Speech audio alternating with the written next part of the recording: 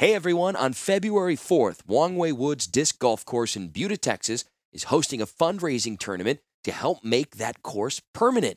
That means adding permanent baskets and tee boxes and more. And Wong Woods is the official presenting sponsor of the Magic the Gathering unofficial audiobooks podcast, which you are listening to right now. And right now, you can actually see the progress being made on the course by joining the Facebook group of Wong Woods. That's W-O-N-G Way Woods. Also, if you can't make the tournament but would like to help out, or you play disc golf, you can purchase an official custom-stamped Wong Woods mint disc for just $22, and it'll be shipped anywhere in the U.S. Plus, you could land an Unfinity full art land card with that.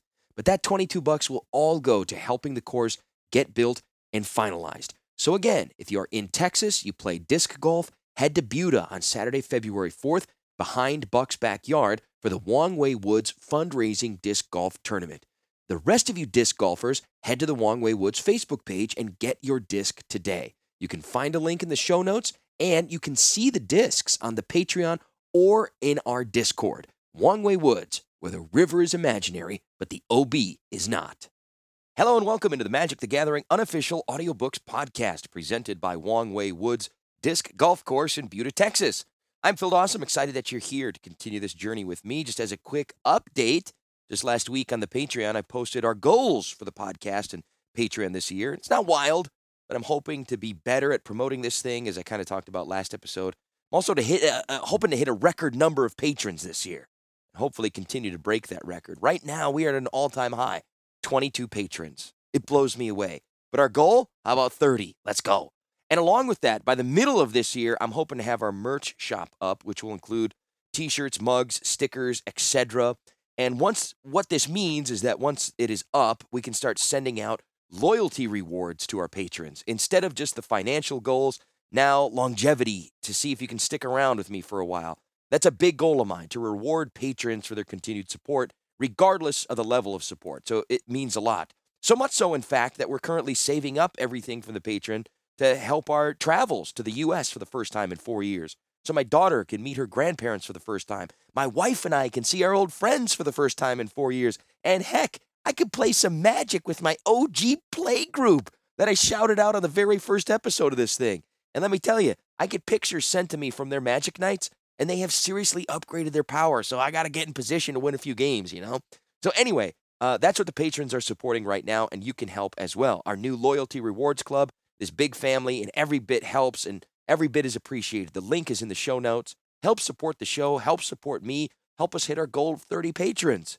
We should make it 50, shouldn't we? Come on. Well, in time.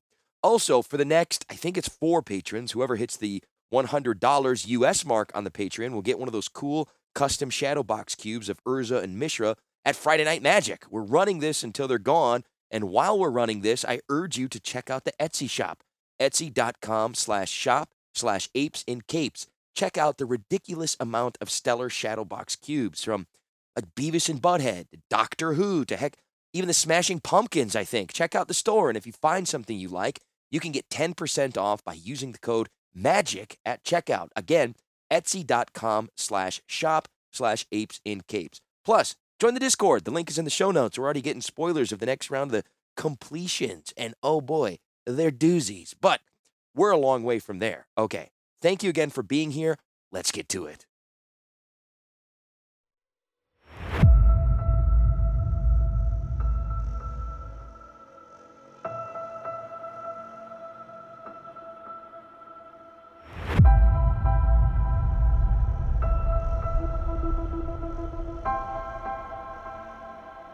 Chapter 12.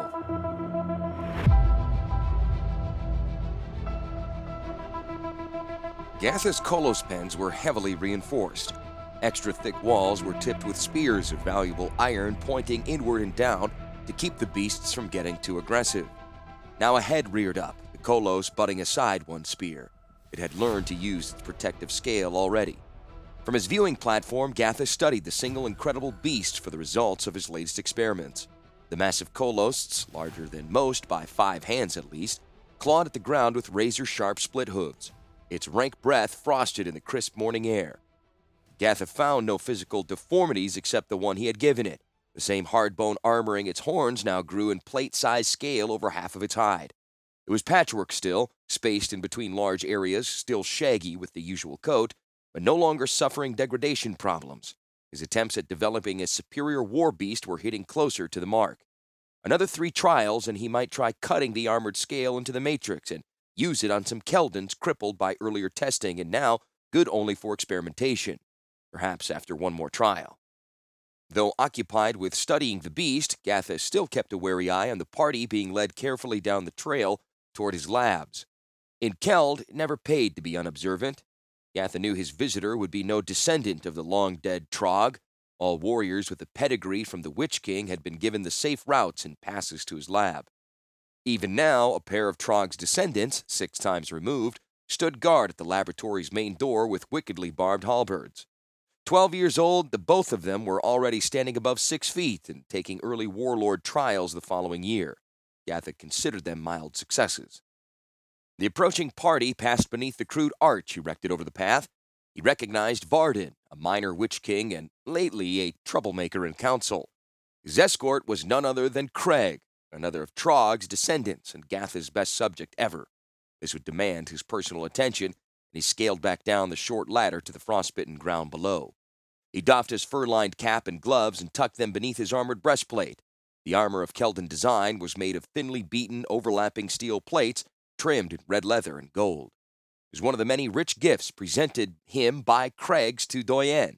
He ran a hand over his oiled hair, slicking it back so that his Tri-Widow's Peak tattoos stood out prominently. On the back of his right hand, the personal sigil of Trog had been tattooed. It bound Gatha to Trog, the Witch King's lineage, and signified his acceptance in Keld with all rights and privileges. More, it shielded him from any immediate danger. By tradition, any dispute with a protected person must be taken to the senior warrior of that line. Craig. With Gatha's latest help, that would forever and always be Craig. "My friend," Craig greeted, a high Keld salutation rarely offered inside the Keldon nation and never to an outsider. Gatha steeled himself to prevent a wince as Craig squeezed down on his shoulders. "Varden demands an audience with you," he said, dropping back into the lower tongue. He shot a glare back toward Varden, who averted his eyes from the more powerful Witch King. "I took his manor and made hostage to ensure his good behavior." This meant that Varden came with an argument and possible challenge. Craig may have overstepped himself slightly, certainly Varden thought so, his nostrils flaring with pent rage, usurping what was traditionally the censuring power of the council. Gatha doubted many would argue with his Witch King. "I will hear him." Varden wasted no time. Though several inches shy of Craig, the smaller warrior showed no fear of the other's presence. "You!" He thrust a thick finger toward Gatha, a fighting offense between any regular Keldon males. "You refused my request for the gift!" The gift was how Keldons referred to the preconception process Gatha had started with Trog and applied judiciously depending on his own needs and whims. Usually, the effort was not worth potential returns, not with the strong line already backing him. "I desire another son, one who deserves warlord trials." Varden's first son had been born lame, guaranteeing him a position in Keldon society barely more than slave labor. At least with a battlefield injury, one might expect to live out life as a craftsman. Gatha had expected something like this. "No," he said. Hands balling into sledge-like fists, Varden barely controlled his fury. "No? What do you mean, no?" he yelled. "No," Gatha replied with quiet strength, his low Keld tongue perfect these days. "I refuse your request. I thought it was clear from the message I sent. If you need to hear it from my lips, then so be it." He shrugged. "No." "Lowland fodder!" Varden stormed, spittle flying from his lips. "You have changed your mind," he said, more a command than a threat. Carving his place within Keld had taken Gatha better than 4 decades. He still remembered those early years, always self-effacing and at times cowering because it was expected. Trog had changed that. First ever to name the mage a friend after the successful advancement of his own son to warlord and then Witch King status. Gatha had over a century since to grow into his new power, and he knew how to wield it. Varden neither frightened nor even worried him, and the warlord's lack of understanding of that only proved the legitimacy of Gatha's refusal. He was genetically damaged in body and mind, in the mage's opinion. "I will not change my mind." Gatha folded his arms across his chest, resolute. "Your son is not fit for enhancement." He dug the barb in deeper. "Though perhaps I will request him for," and he had to drop back into Argivian for the word, "experiments. I will never use your blood in my work again. I expect your diseased line to die out." Gatha turned to Craig. "This interview is over," he said.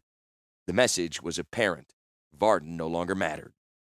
Varden shook with rage, one hand fastened onto the hilt of his broadsword. His darkly tattooed eyes glared fiercely down on the smaller man.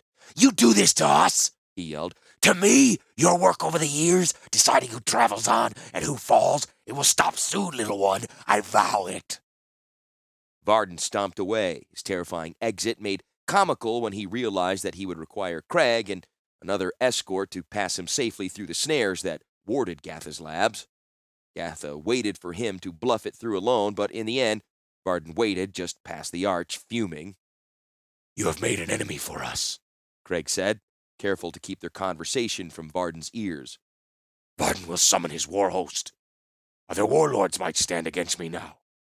I had hoped this wouldn't happen for another year." Left unspoken, but implied with his last statement, was the fact that Craig had anticipated such a day. Gatha had merely accelerated the timetable. It left the mage feeling confident in his greatest subject, who would grow greater yet with the slow time waters being given him the last several years.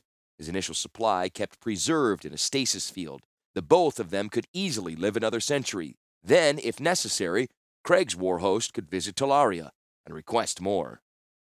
Gatha was not about to see his work ruined now by something so easily overcome as chance. "Give me the names of those who might stand against us. I will entice them to stay away from Varden." The easy offer of withholding of his magics could influence most warlords. Craig cocked his head to one side, considering, then grunted a simple acknowledgement. The mage smiled. "You then only have to crush Varden."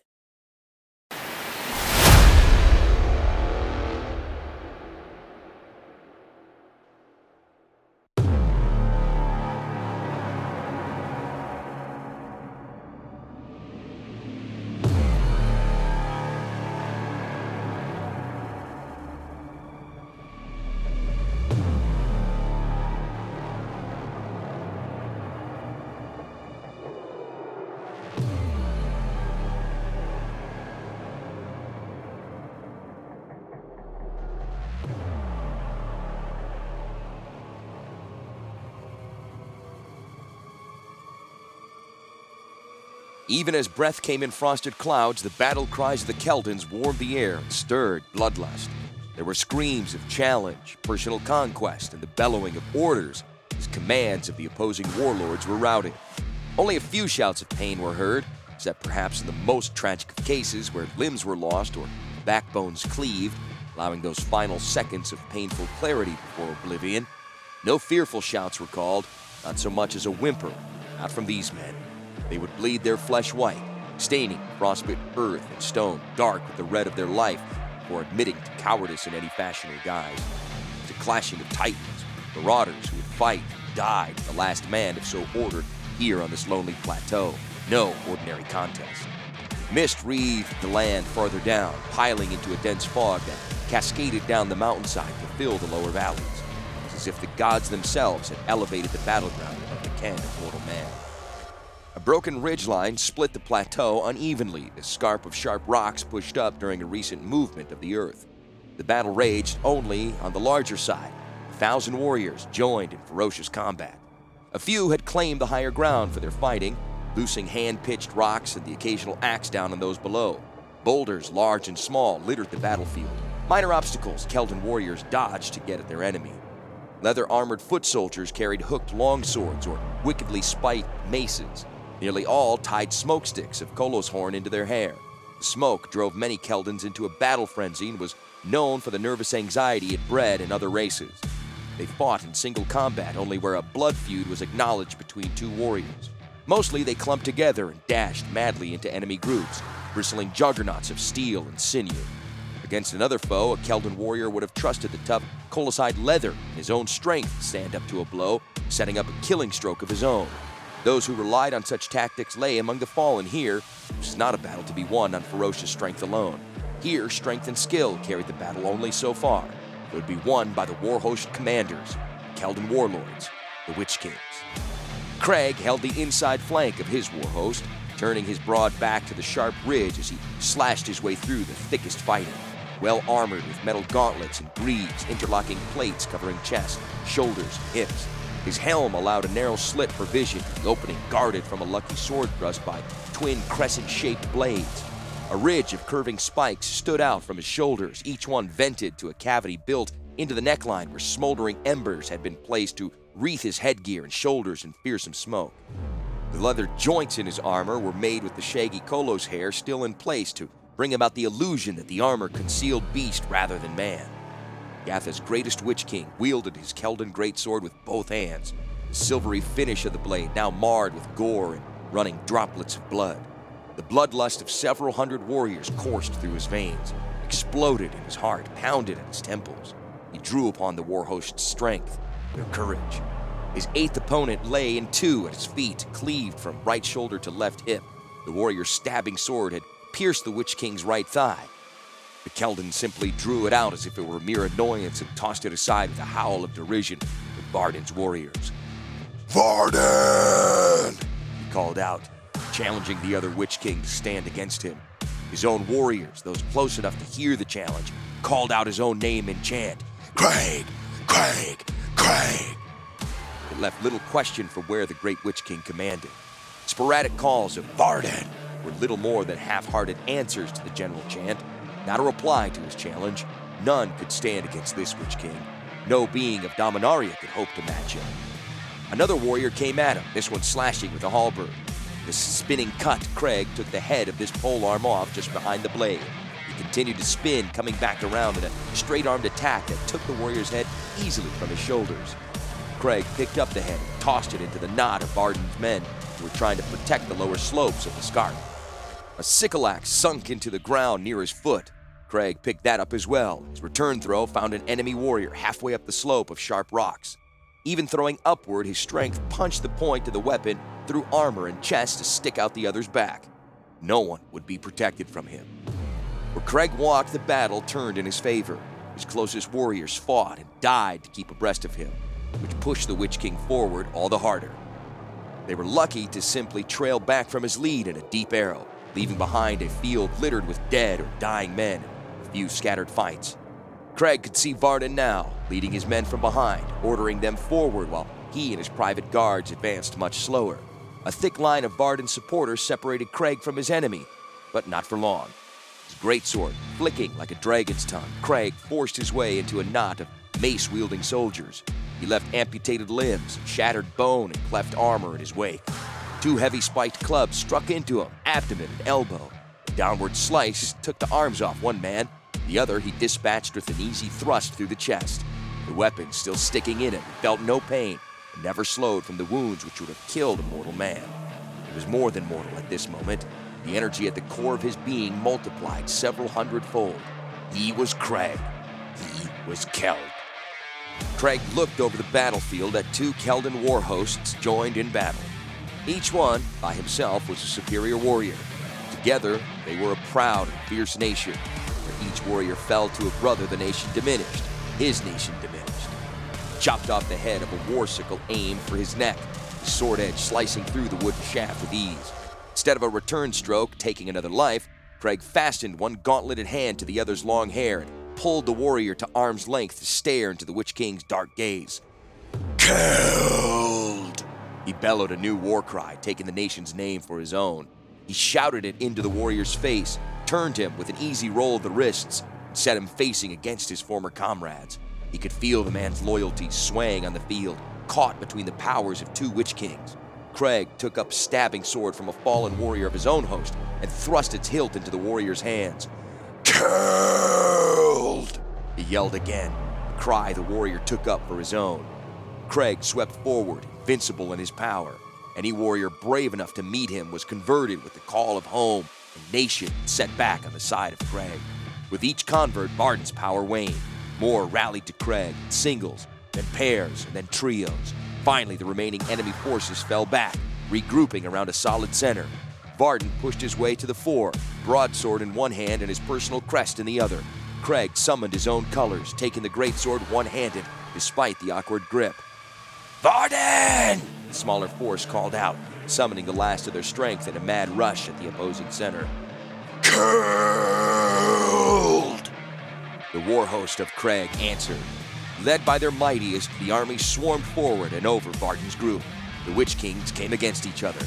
Craig's greatsword punched through metal plating to slice into Varden's left leg.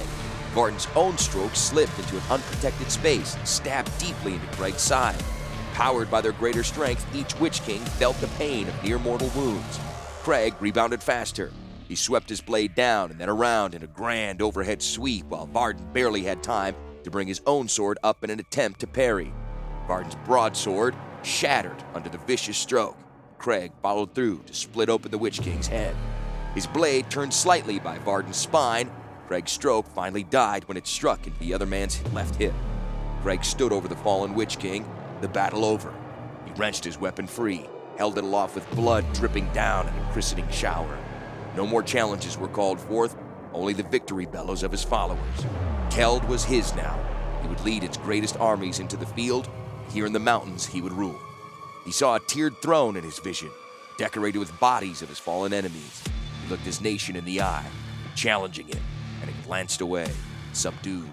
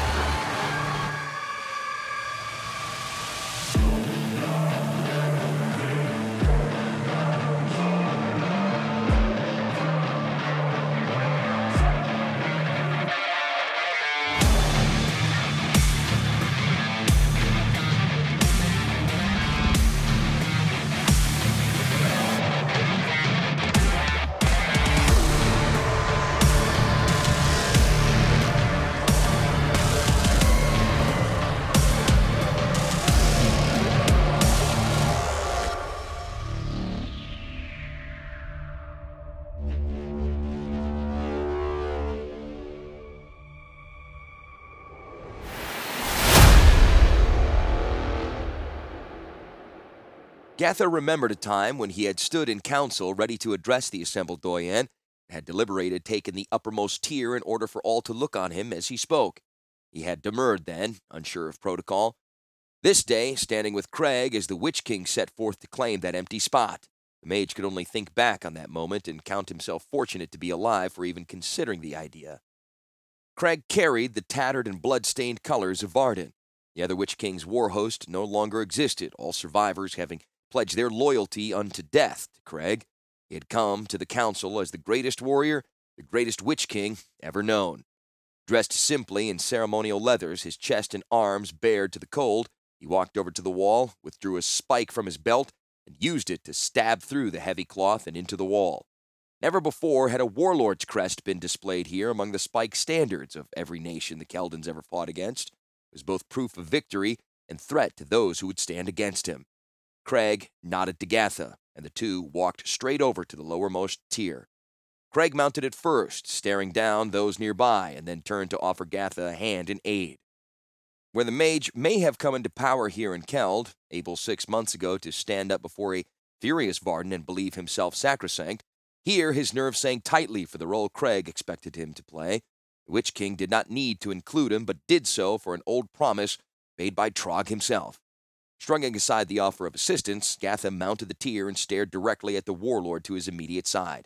The Keldon stood, his massive frame towering over Gatha, but after a quick glance to Craig, he averted his gaze and stepped back, leaving room for Gatha to stand as an equal, as Doyen, one of the leaders of Keld. Gatha swallowed a tight knot in his throat, his mouth dry and scratchy for lack of spit. For the first time ever, the council hall did not seem cold, full body flush warming him up. Craig, however, was not finished. He stepped up on the next tier, then the next, again meeting no challenge. On this third tier, a crippled warlord rose, his age impressive and showing in the weathered face and slightly stooped shoulders. One arm had been replaced by a stabbing sword, his left leg sharpened stump of metal. "I do not speak against you, Craig," He thrust the bladed hand toward Gatha. "but he does not belong there." Gatha knew that those warlords crippled in battle still retained their place. The Council of Aged was given weight in all deliberations, but in the end the strong ruled. Craig locked gazes with the elder. "He is here because my great sire, Trog, promised that one day Gatha would sit on the council. I am keeping that promise. Gatha has proven himself as the greatest ally of the Keldan nation. My victories are his victories." Craig's death would likely be Gatha's own as well. The mage was again thankful for his hoard of slow time water. Now he was merely gambling on Craig's martial prowess. His entire life in Keld had been a gamble. At least here he had loaded the dice. The elder glanced away first. For his challenge, he decided to step down a tier rather than be thrown down later. The warlord next to his abandoned seat, though, rose and drew a dagger. No words passed, nor needed to. Craig leapt from him at once, taking a savage slash to his side, but fastening his hands about the other man's neck. Muscles bunched on his shoulders, a sideways twist, and the other man's neck snapped with a bone-crunching sound. It echoed in the chamber. Craig threw him from the tier. A warlord Doyen, no Witch King this one, rose behind him. Craig moved forward, and the other dropped back into a defensive stance.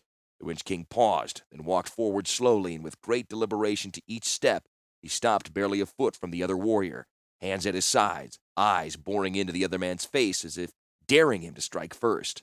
Brutal seconds passed. Then the warlord broke away his gaze and bowed his head in surrender, unable to bring himself to follow through on the challenge. He also demoted himself to the second tier. Craig continued to stare down at him. Still, there were no words spoken, but some subtle body posturing that Gatha could not quite follow. The warlord stepped back down to the first tier, and Craig turned his attention back to the final level. Behind Craig, the Doyen shook themselves into new structures of power, with 3 vacancies now in the third tier. A Witch King from the second tier stood and moved up next to Craig. Toward the dominant Witch King, he kept eyes averted and head slightly bowed. To his right, he stared at his neighbor in the eye and then sat. No one challenged. Another rose from the first tier and took a seat in the second. A few of the younger but stronger Witch Kings replaced older warlords higher up as well. To Gatha's eye, it became apparent who supported Craig and who was simply bowing to his greater strength. Craig ignored it all. With deliberation, he stepped up to the fourth tier, holding only 6 chairs, one of them his usual seat on the council. One Witch King stood in challenge. At this level, none carried weapons, considering it beneath their martial prowess. The fighting was brutal and silent. Craig held up under a stiff hand blow to the throat and a rib cracked by a knee body blow, giving as good as he received. Finally, he managed to catch his opponent on the jaw with his elbow. Craig picked up the stunned man by the shoulder and crotch and threw him from the tier, his skull caving in when it dashed against the hard floor below. The Witch King then picked up his own chair and threw it down after the body, leaving him no actual seat. He stepped up into the open space where no chair had ever been placed and where, by his action, none ever would. This place of power was his by right. No one challenged. No one did. The 4 remaining Doyen who sat on the high tier averted their gaze. Craig's power was assured. Again, the Doyen maneuvered around to fill vacancies. No fights marred the quiet. The others did not presume to compare their ability with Craig's glorious rise. They recognized and honored Craig's strength. And Gatha's, the mage realized, remembering how Craig had shared all his victories, past and future.